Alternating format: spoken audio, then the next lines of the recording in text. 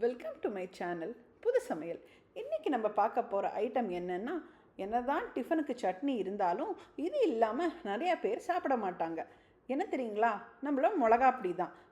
அது எப்படி செய்வதுன்னு தான் இன்றைக்கி நம்ம பார்க்க போகிறோம். இது செய்வதற்கு தேவையான பொருட்கள்: கடலைப்பருப்பு, உளுத்தம்பருப்பு, காஞ்ச மிளகா, வெள்ளை எள்ளு, கட்டி பெருங்காயம், நல்லெண்ணெய். முதல்ல ஒரு கடாயில் கொஞ்சமாக நல்லெண்ணெய் ஊற்றிக்கோங்க. எண்ணெய் காஞ்சதும் இந்த கடலைப்பருப்பை போட்டு மீடியம் ஃப்ளேமில் வச்சு நல்லா செவக்க வறுத்துக்கோங்க. அதை ஒரு தட்டில் கொட்டி வச்சுக்கோங்க. அடுத்தது அதே வானலியில் எண்ணெய் இன்னும் கொஞ்சம் லைட்டாக ஊற்றிக்கிட்டு உளுத்தம்பருப்பையும் போட்டு நல்லா செவக்க வறுத்துக்கோங்க. இதுவும் நல்லா செவக்க வறுத்ததும் அதையும் ஒரு தட்டில் கொட்டி ஆற வச்சுக்கோங்க.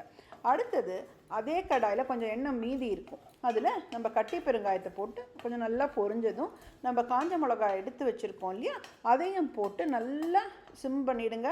ஏன்னா அந்த கடாய் நல்லா சூடாக இருக்கும். அதுலேயே நம்ம மிளகா நல்லா வறுபட்டுரும். கருக மட்டும் விட்டுறாதீங்க. இப்போ நம்ம மிளகா நல்லா வறுபட்டதும் அதை ஒரு தட்டில் கொட்டி ஆற வச்சுக்கோங்க. அதே கடாயில் நல்லா சூடாக தான் இருக்கும். அந்த வெள்ளை எள்ளை எடுத்துருக்கோம் இல்லையா, அதையும் போட்டு ஒரு 2 செகண்ட் வறுத்தா போதுங்க. அதையும் கொட்டி தட்டில் நல்லா ஆற வச்சுருங்க. எல்லாம் நல்லா ஆறினப்புறம் தான் நம்ம மிக்சியில் போட்டு அரைக்கணும். இப்போ நம்ம மிக்சி ஜாரில் முதல்ல வறுத்து வச்ச மிளகா பெருங்காயத்தை நல்லா கொரன்னு அரைச்சிக்கோங்க. இதை அரைச்சதும் நம்ம ஆற வச்ச 2 பருப்பையும் அதில் போட்டு தேவையான அளவு உப்பையும் போட்டு நல்லா கொரன்னு அரைச்சிக்கோங்க. இப்போ நம்ம காரசாரமான இட்லி தோசைக்கு தொட்டுக்க தேவையான மிளகாப்பொடி ரெடி. இந்த ரெசிபியோட மெஷர்மெண்ட்ஸ்லாம் டிஸ்கிரிப்ஷனில் போட்டிருக்கேன், மறக்காமல் செக் பண்ணி பாருங்கள். இதை ட்ரை பண்ணி பார்த்துட்டு உங்கள் ஃபீட்பேக்கை கமெண்ட்ஸில் போடுங்க.